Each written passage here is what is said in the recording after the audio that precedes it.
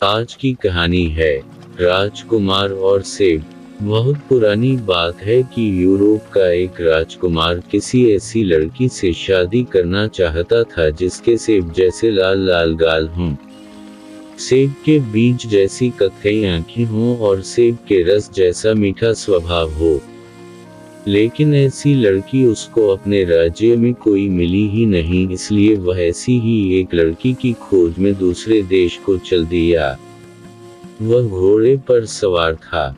3 दिन और 3 रात की लगातार सवारी के बाद वह एक ऐसी जगह पहुंचा जहां छोटी छोटी झाड़ियों की एक कतार लगी थी। उस कतार में एक झाड़ी के नीचे एक बालों वाली टांग बाहर निकली हुई थी। वह वहां रुक गया। तभी उसने एक आवाज सुनी, उफ मेरी बदकिस्मती, मैं यहाँ चिपक गया हूँ। राजकुमार ने पूछा, तुम कौन हो? वही आवाज फिर बोली, मेरी टांग खींचो तभी तुमको पता चलेगा कि मैं हूँ। अच्छा, कहकर राजकुमार ने जोर लगाकर उसकी वह टांग खींची तो एक छोटा आदमी जिसका शरीर गोल था और वह लाल और हरे रंग के कपड़े पहने था बाहर निकल आया। उसने राजकुमार को अपने को बाहर निकालने के लिए धन्यवाद दिया। राजकुमार ने पूछा, मुझे तुम्हारी सहायता करके बड़ी खुशी हुई, पर तुम इन झाड़ियों में क्यों पड़े थे, यह तो बताओ। वह आदमी बोला, एक राक्षस ने मेरी बेटी को चुरा लिया है। जैसे ही उसने मेरी बेटी को यहाँ आकर पकड़ा, तो मैं यहाँ आकर छिप गया। राजकुमार ने पूछा, तो क्या वह तुम्हारी बेटी को यहाँ से उठा कर ले गया है? हाँ, उसने उसको अपनी एक उंगली और अंगूठे के बीच में दबाया और ले उड़ा। मैं तो बिल्कुल गूंगा सा हो गया और खांस भी न सका। यह तो बड़ा बुरा हुआ। वह उसे किस तरफ ले गया है? वह उसे भूखे कुत्ते, थकी हुई जादूगरनी और खाई के पार बने दरवाजे के उस पार ले गया है। ऐसा उस छोटे आदमी ने राजकुमार को बताया। राजकुमार ने दोहराया, भूखे कुत्ते, थकी हुई जादूगरनी और खाई के पार बने दरवाजे के उस पार। मैं तुरंत ही जाता हूँ और तुम्हारी बेटी को लेकर आता हूँ। मगर वह देखने में है कैसी?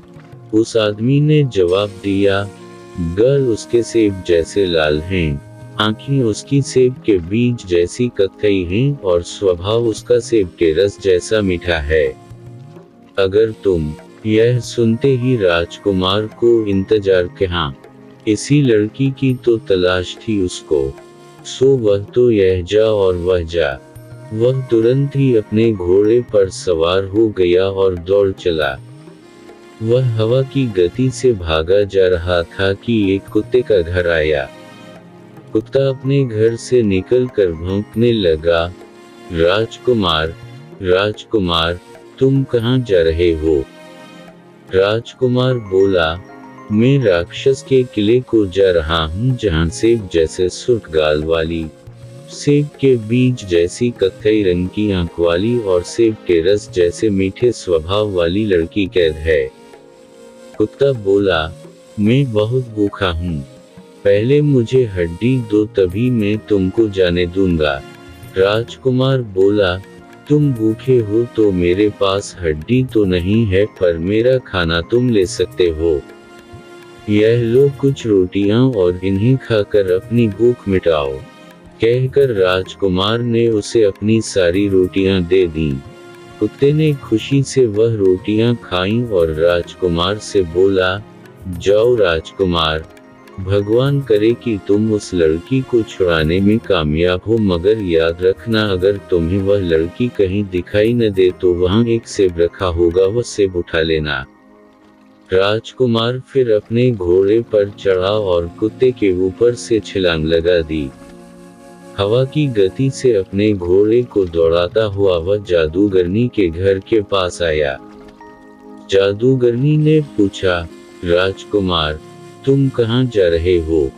राजकुमार ने जवाब दिया, मैं राक्षस के किले को जा रहा हूँ जहाँ सेब जैसे सुखगाल वाली, सेब के बीज जैसी कत्थई रंग की आंख वाली और सेब के रस जैसे मीठे स्वभाव वाली लड़की कैद है।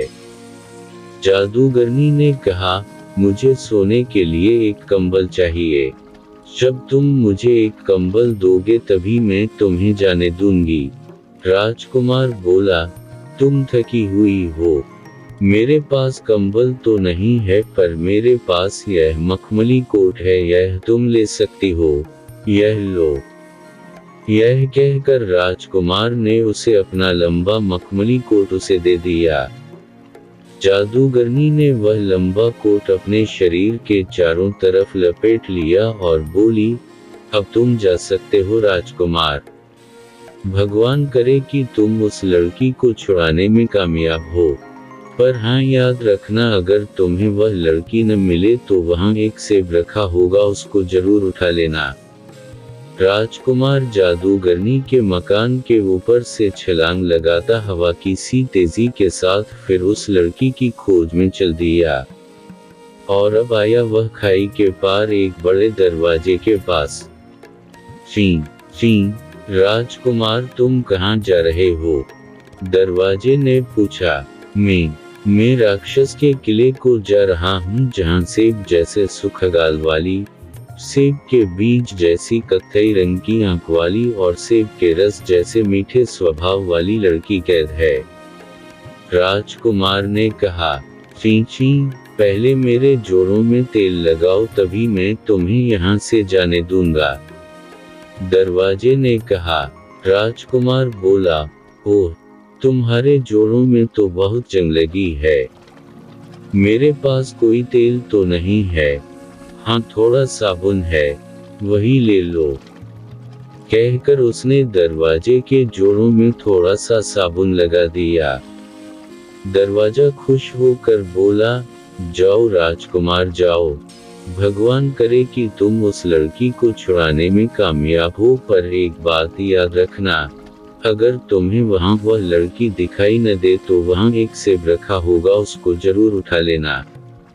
राजकुमार ने दरवाजे के ऊपर से छलांग लगाई और फिर घोड़ा नचाता चला गया।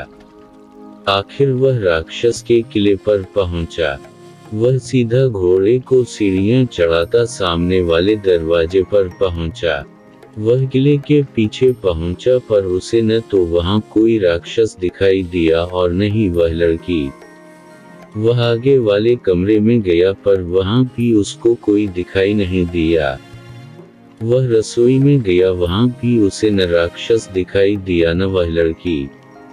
अब वह उस राक्षस के सोने के कमरे में पहुंचा। वहां उसने खर्राटों की आवाज सुनी। उसने अंदर झांक कर देखा तो राक्षस गहरी नींद सो रहा था और पास ही एक तश्तरी में एक सेब रखा हुआ था। तभी राजकुमार को याद आया कि सभी ने उससे क्या कहा था। हाँ, अगर तुम्हें वह लड़की वहां दिखाई न दे तो वहां एक सेब रखा होगा, उसको जरूर उठा लेना। सो उसने हाथ बढ़ाकर वह सेब उठा लेना चाहा पर उसके छूने से पहले ही वह सेब एक लड़की में बदल गया, जिसके गाल सेब की तरह सुर्ख थे और आंखें सेब के बीजों की तरह कत्थई रंग की थीं। लड़की ने रोकर कहा, राजकुमार, मुझे बचा लो। राजकुमार बोला, आओ चलें, मेरा घोड़ा नीचे खड़ा है। और वे दोनों वहां से भाग लिए। राजकुमार ने लड़की को घोड़े पर बिठाया और दौड़ चला। तभी राक्षस की आंख खुल गई। वह वहीं से चिल्लाया, दरवाजे, दरवाजे, रोको उसे। दरवाजा बोला, मैं नहीं रोकूंगा उसको, उसने मेरे जोड़ों में साबुन लगाया है। राजकुमार, तुम जाओ। और राजकुमार उस लड़की को लेकर दरवाजे के ऊपर से निकल गया। अब राक्षस उनके पीछे भागा और चिल्लाया, जादूगरनी, जादूगरनी, उसे रोको, देखो वह जाने न पाए। जादूगरनी बोली, मैं नहीं रोकूंगी उसे, उसने मुझे सोने के लिए मखमली कोट दिया है। राजकुमार, तुम जाओ, भाग जाओ यहाँ से। और राजकुमार अपना घोड़ा दौड़ाता हुआ वहां से चला गया। राक्षस अपनी पूरी गति से भाग रहा था। वह फिर चिल्लाकर बोला, वो कुत्ते, रोक ले उसको, जाने नहीं देना। कुत्ता बोला, मैं नहीं रोकूंगा उसको, उसने मुझे खाना दिया है। जाओ राजकुमार जाओ। और राजकुमार आगे बढ़ गया। जब राक्षस पीछे से आया तो कुत्ते ने उसके पैर में काट लिया और फिर पकड़ लिया। राजकुमार भागता ही गया और भागता ही गया जब तक कि वह झाड़ियों की कतार नहीं आ गई जहां उस लड़की का पिता छिपा हुआ था। घोड़े की टाप की आवाज सुनकर वह आदमी फिर से वहीं छिप गया था।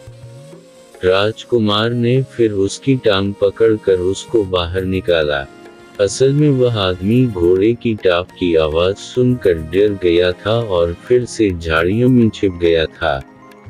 उसे अपनी बेटी पाकर बड़ी खुशी हुई और राजकुमार के कहने पर उसने अपनी बेटी की शादी राजकुमार से कर दी।